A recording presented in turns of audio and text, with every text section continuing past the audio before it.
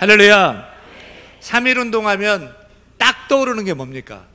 어떤 단어, 어떤 이미지가 생각이 납니까? 1번 대한독립만세, 2번 태극기 물결, 3번 유관순 누나, 4번 독립해방 광복. 3.1 운동하면 뭐가 딱 떠오릅니까? 문화체육관광부가 3.1 운동과 대한민국 임시정부 수립 100주년을 맞아서 국민의식 여론조사를 했습니다. 3.1 운동하면 유관순 누나가 43.9%로 1위 생각난다. 대한독립만세가 14%로 2위, 독립해방 광복은 9.6%로 3위로 집계가 됐습니다. 대한민국 임시정부 하면 딱 뭐가 생각나느냐 물었더니 김구 선생님이 1위, 2위가 상해, 그리고 3위는 이승만으로 집계가 되었습니다. 우리 한국교회는 우리나라의 여러 많은 국경일 중에서도 유독 3.1절과 광복절을 아주 귀하게 여깁니다. 특히 3.1 운동을 중요하게 여기는 이유는 3.1 운동이 우리 기독교와 아주 밀접한 관계가 있기 때문입니다. 물론 다른 종교도 역할을 했습니다. 하지만 기독교 신앙, 기독교 교회 없이는 3.1 운동이 없다는 함석헌 선생님의 주장처럼 만약에 한국교회와 성도들이 참여하지 않았더라면 3.1 운동은 일어나지 못했을 것이 분명합니다. 그 주장의 근거가 뭐냐? 제가 두 가지를 들겠습니다. 첫째, 3.1 운동의 핵심 인물들의 대부분이 기독교인이었습니다. 제가 몇 사람 이름을 대면서 이 사람의 종교가 무엇입니까? 라고 물으면 여러분 헷갈릴 거 없어요? 기독교라고 말하면 됩니다. 먼저 3.1 운동하면 제일 먼저 생각나는 유관순 누나의 종교는 기독교입니다. 아버지도 기독교, 어머니도 기독교, 아버지도 순국, 어머니도 순국, 딸도 기독교, 순국 했습니다. 3.1 운동을 기획하고 독립선언서 작성에 주도적인 역할을 했던 오산학교의 설립자인 이승훈 장로님의 종교는 무엇입니까? 기독교입니다. 독립선언서에 서명을 한 민족대표 33인 중에 동학운동인 천도교가 15명, 불교가 2명, 그리고 과반수에 해당되는 16명의 종교가 무엇입니까? 기독교. 48명의 비서명자가 있는데 24명, 과반수의 24명의 종교가 뭔지 아십니까? 기독교입니다. 백오인 사건의 대부분이 기독교인들이었습니다. 백범 김구 선생님도 상동교회를 다녔던 기독교인이었고, 고당 조만식 선생님은 산정현 교회 장로였고, 도산 안창호 선생님, 이회영, 김용기, 남궁옥, 서재필 선생님, 이승만 선생님 모두가 독실한 기독교인이었습니다. 당시 독립운동가의 30% 이상이 기독교인이었습니다. 여러분, 개인적으로 제가 묻고 싶어요. 여러분 교회 담임 목사인 윤영민 목사는 보수입니까? 좌파입니까? 중도입니까? 제가 이거 확인해야 돼요. 왜 얘기를 하냐면 작년에 8.15 광복절 설교를 제가 하면서 독립운동가, 우리나라 독립운동가 중에 많은 분들이 기독교인이었다. 안창호 선생님, 김구 선생님, 서재필 선생님 쭉 리스트를 제가 얘기했어요. 근데 그 설교를 듣고는 한 분이 다른 교회로 가버렸어요. 그래서 제가 전화를 했더니 어르신이 윤 목사는 좌파라는 거예요. 왜 그래요? 그랬더니 쭉 얘기하면서 왜 이승만을 얘기 안 했다는 거예요. 전 생각도 못했어요. 오늘 이승만 제 이름 넣습니다. 이게 설명을 이렇게 해드리고는 꼭 나오셔라, 나오시겠다고 했는데 여태까지 안 나오고 계셔요. 여러분, 목회가 그래서 참 어려운 것 같아요. 여러분의 윤 목사는 좌파입니까? 보수입니까? 이도저도 아닌 회색 분자입니까? 안 가르쳐 드리겠습니다. 이 당시 일제 강점기 시대에 이렇게 기독교인들이 독립운동에 선봉에 섰는데, 그렇다면 당시 조선의 인구는 1600만 명. 그렇다면 기독교인은 몇 명이었을까요? 20만 명밖에 되지 않았죠. 전체 인구의 1.5%가 안 되는 그런 인구였는데 독립운동, 3.1 운동에 주도적인 역할을 했다는 거죠. 여러분, 왜 3월 1일을 거사 날짜로 정했을까요? 많고 많은 날들 중에서 3월 1일을 그 날짜로 정하는 데 있어서 기독교인들을 배려해서 3월 1일이 되었다는 것을 아실랑가 모르겠습니다. 사실 1919년 1월 22일에 돌아가신 고종 황제의 장례일을 3월 3일로 정했습니다. 이게 직접적인 관련이 있죠. 당시 고종 황제는 일제가 독살했다는 독살설이 막 퍼지면서 막 국민들이 울분에 쌓인 이 국민들이요, 막 지방에서 서울로 장례식에 참여하고자 막 올라왔어요. 실제 서울역에 하차한 인원이 매일 평균 1,500명 정도였는데 2월 26일은 3,000여 명, 27일은 6,000여 명으로 기하급수적으로 시골서 막 올라왔어요. 하지만 3월 3일 고종황제 장례식에 만세운동을 하기에는 이 일제 경찰들이 너무 경비가 삼엄하고 또 장례식 날 그렇게 소란스럽게 할 필요는 없잖아요. 그러면 장례식 전날인 3월 2일이 좋지 않습니까? 3월 2일은 주일날이었어요. 이런 주일날은 무슨 날이에요?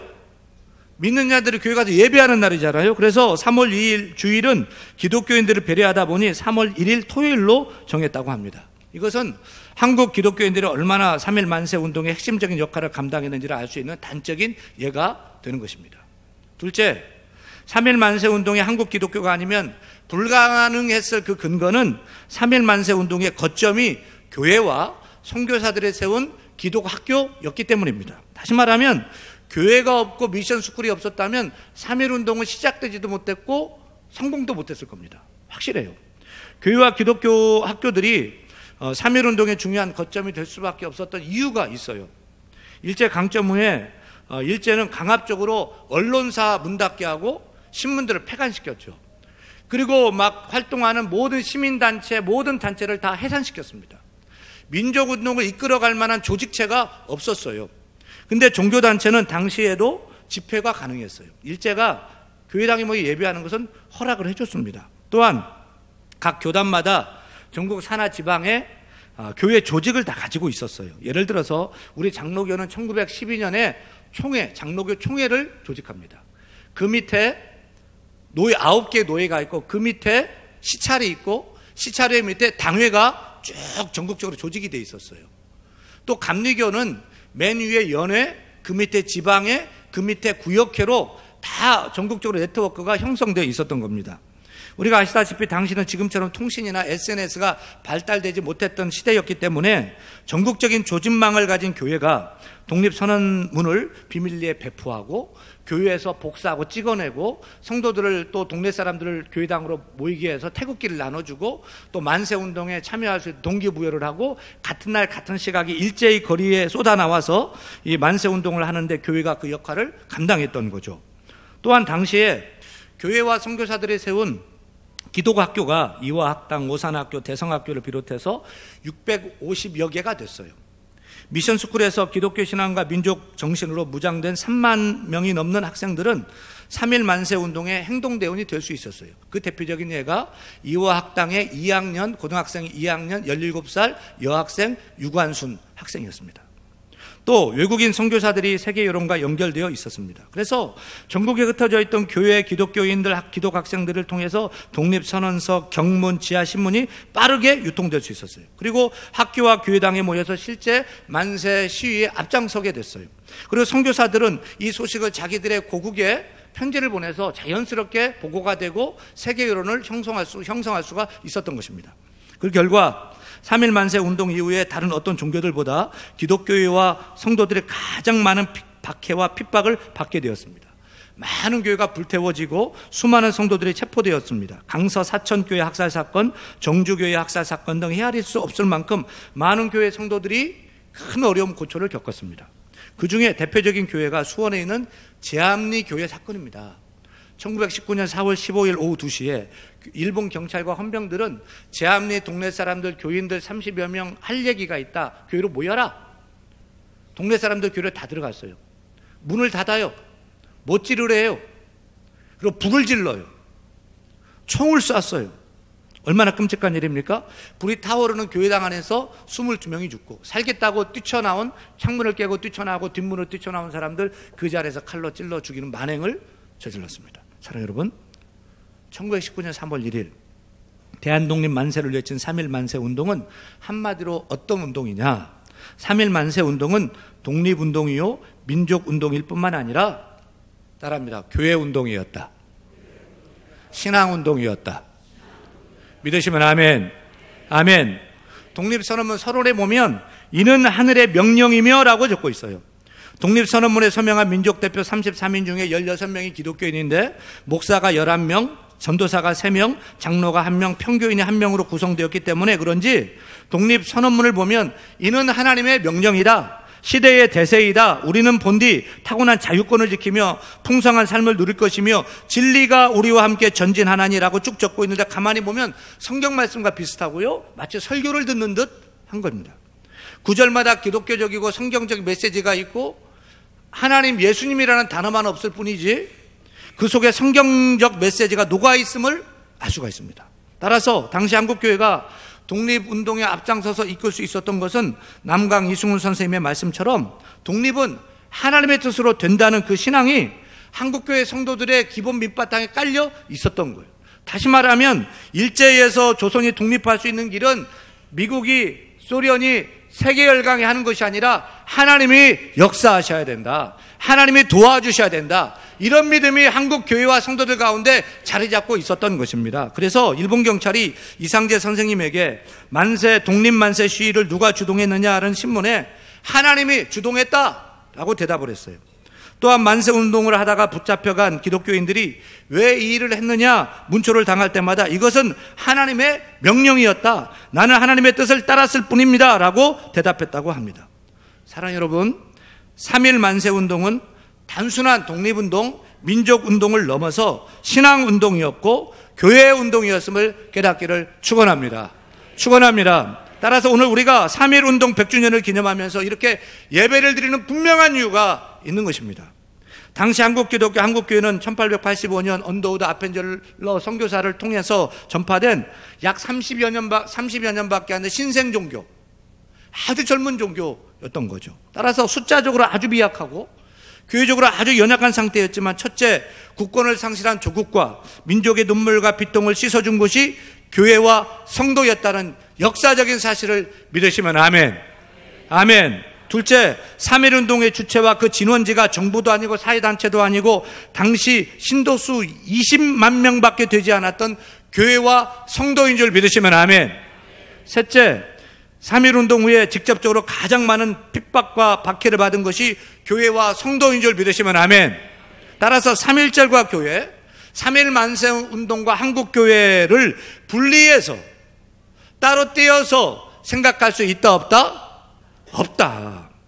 한국교회와 성도들은 3.1 운동의 주체적인 역할, 세력을 감당했고요. 조국의 독립을 위한 항일투쟁에 앞장섰던 것입니다.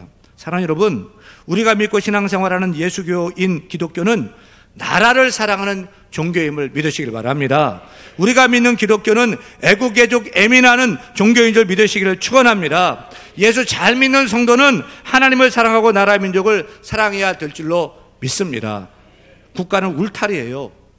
나를 지키고 가정을 지키는 울타리입니다. 우리 신앙과 우리 교회, 우리 삶을 지켜주는 울타리가 국가입니다. 울타리가 튼튼해야 내가 안전하고 우리 가정이 평안하게 살 수 있듯이 나라가 튼튼해야, 나라가 부강해야 우리가 행복하게 살 수 있는 것입니다.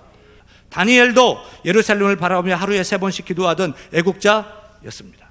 따라서 오늘을 사는 우리 신앙인도 나라를 사랑하는 애국자가 되어야 할 줄로 믿습니다.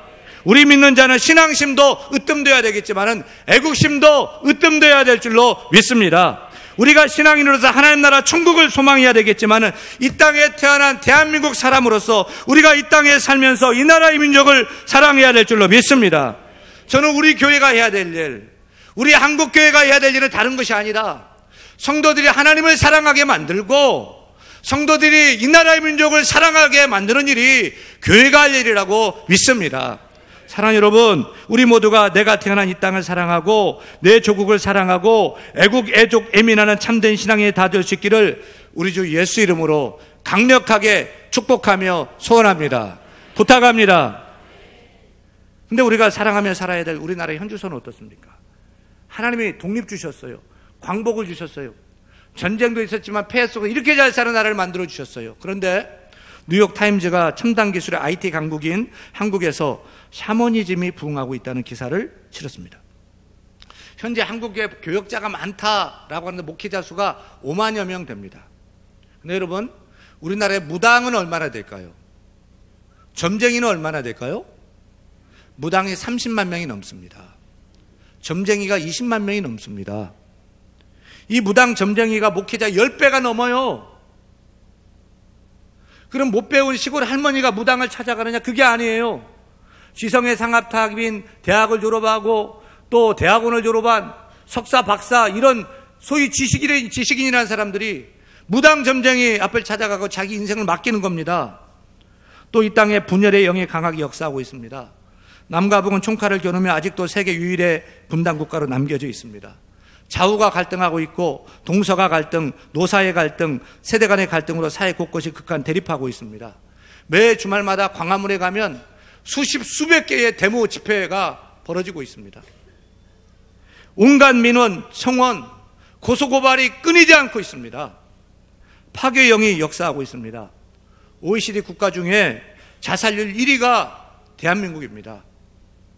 이혼율 1위가 대한민국입니다. 10쌍이 일어나면 4쌍이 이혼한답니다. 거기다가 아이를 안 낳으려고 합니다. 출산율이 세계에서 가장 낮습니다. 여러분, 제발 결혼 빨리 하세요. 그리고 아기를 열심히 낳으시기 바랍니다. 아기를 부지런히 낳기를 바랍니다. 노후가 어떠냐, 애를 어떻게 키우냐 걱정하지 마세요. 일단 낳으세요. 낳아놓고 키우다가 안 되겠으면 데려오세요. 하여튼 제가 책임지고 제가 키우든지 할 테니까 낳아야 됩니다. 옆 사람 보고 따라합니다. 애국이 따로 없다. 애만이 낳아 키우자. 할렐루야. 도박 중독자가 300만 명이에요. 알코올 중독자가 300만 명이에요. 우울증 환자, 정신질환 환자가 300만 명이 넘습니다. 동성연애가 판을 치고 남자가 남자를 좋아하고 여자가 여자를 좋아하고 관계를 해도 죄가 아니고 취향이라는 겁니다. 그 합법화하고 인정해줘야 된답니다. 신천지, 안상홍 증인의 하나님의 교회 같은 수많은 이난들이 계속해서 넘쳐나고 있습니다. 사랑하는 여러분, 이 나라의 민족 우리가 어떻게 해야 됩니까? 정치가 위기고요, 경제가 추락하고 있고요, 사회도 문화도 종교도 교육도 엉망으로 꼬여가고 있습니다. 이제 잔치가 끝났다고 저마다 얘기하고 있지 않습니까? 우리가 이러한 총체적 위기를 어떻게 이겨나가야 합니까? 오늘 성경 본문은 남유다가 망한 상태입니다. 우리나라가 일본에 망했듯이 지금 남유다 백성은 바빌론에 망했습니다. 그래서 바벨론 포로로 끌려온 상황입니다. 그러니 무슨 소망이 있겠어요? 사람들은 다 끝났다면 낙심 절망합니다. 소망을 잃었습니다. 서로 싸우고 저주합니다. 그런데 하나님께서 살 길이 있다며 길을 보여주셔요. 남유다 해방, 남유다의 강복의 길이 있다는 것입니다. 그것은 재앙이 아니고 평안을 주고 미래를 주고 희망을 주는 길이 있다는 것입니까? 그것이 무엇입니까? 그 길은 다른 것이 아니에요. 하나님을 찾는 것입니다. 하나님께 돌아오는 것입니다. 하나님을 붙드시는 것입니다. 역사의 주관자이신 하나님을 붙들고 기도하는 것이 나라가 살 길이라고 오늘 적고 있습니다. 진정 우리를 도울 일은 미국 아닙니다. 중국 아닙니다. 일본 아닙니다. 북한의 김정은이 아닙니다. 만군의 여호와 하나님이신 우리가 알고 하나님을 찾고 간구하는 길이라고 성경은 이 시간 우리에게 강력하게 설교하고 있습니다. 다 같이 예레미야 29장 12절 13절 말씀 같이 읽습니다. 너희가 내게 부르짖으며 내게 와서 기도하면 내가 너희들의 기도를 들을 것이요 너희가 온 마음으로 나를 구하면 나를 찾을 것이요 나를 만나리라. 할렐루야. 어느 교회 목사님의 어머니가 평생 절에 다녔대요. 어려서 어머님 따라서 이 목사님도 어렸을 때 절에 따라갔어요. 어머니는 부처님께 비는 내용이 언제나 똑같더래요. 아이들, 남편 잘 되게 해달라. 똑같은 기도만 하고 금방 내려오더라는 거죠, 산에서. 그러나 예수 믿는 성도들의 기도는 그렇게 하면 안 됩니다. 우리가 하늘에 계신 하나님께 믿음으로 기도하고 감사해야죠. 또 개인적인 문제를 가지고도 기도해야 되죠. 하지만 그것을 넘어서야 돼요. 나라 민족을 위해서 기도해야 됩니다. 대통령을 위해서 기도해야 됩니다. 산부 요인을 위해서 기도해야 됩니다. 국회의원들 욕만 하지 말고 여러분 기도해 주시기 바랍니다. 공무원들 위해서 기도해 주시기 바랍니다. 우리가 살고 있는 구청장을 위해서, 동장을 위해서, 통장 관장을 위해서 기도해 주시기를 바랍니다. 남과 북을 위해서, 핵 문제를 위해서 여러분 기도해 주시기를 바랍니다. 열방의 선교사님을 위해서 기도하기를 간절히 축원합니다. 그렇게 깨어 간절히 하나님을 찾고 기도하면 어떻게 해주시겠다고 말씀합니까? 14절 같이 읽습니다. 이것은 여호와의 말씀이니라.